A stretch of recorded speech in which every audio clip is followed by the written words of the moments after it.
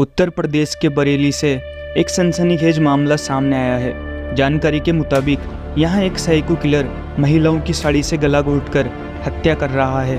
उत्तर प्रदेश के बरेली के ग्रामीण इलाके में सीरियल किलर का साया मंडरा रहा है।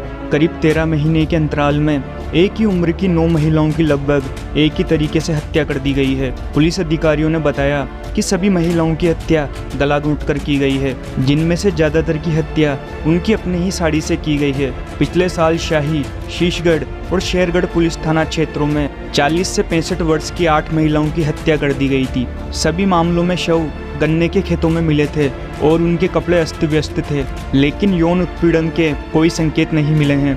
हत्याओं में एक और आम बात ये थी कि ज़्यादातर महिलाओं की हत्या उनकी ही पहनी हुई साड़ियों से गला घोंटकर की गई थी।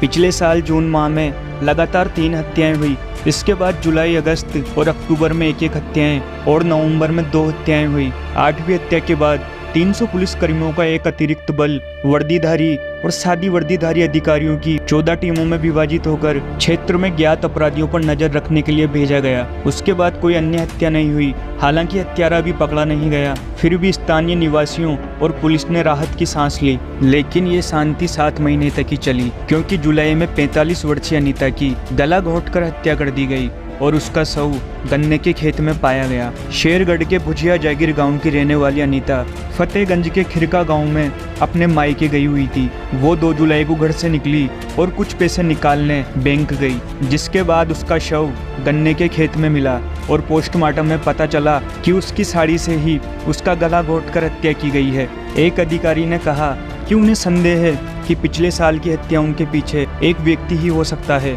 और जुलाई में हुई हत्या ने उन संदेहों को और मजबूत कर दिया। उत्तर प्रदेश पुलिस के आला अधिकारी भी इसमें शामिल हो गए हैं, जो उस स्थान पर पहुंचे जहां शव मिला था। हत्याओं वाले इलाकों के कई लोगों से बात करने के बाद पुलिस ने 3 संदिग्धों के स्केच जारी किए हैं। रिपोर्ट के मुताबिक एसपी मानुष पारिक ने बताया कि 2 जुलाई को शाही थाना क्षेत्र में गन्ने के खेत में एक महिला का शव मिला था। मामला दर्ज कर कई टीमें लगाई गई है। इससे पहले भी इसी तरह की कुछ हत्याएं हो चुकी है और हम ये पता लगाने की कोशिश कर रहे हैं कि उनमें से कितनी हत्याएं आपस में जुड़ी हुई है। उन्होंने कहा कि इस मामले पर कई टीमें काम कर रही है और असली कातिल की खोज की जा रही है और संदिग्ध वाहनों को जांच के लिए रोका जा रहा है। साथ ही गाँव में लोगों को सतर्क रहने के लिए सलाह जारी की गई है। एसपी ने कहा, हम जल्दी पता लगा लेंगे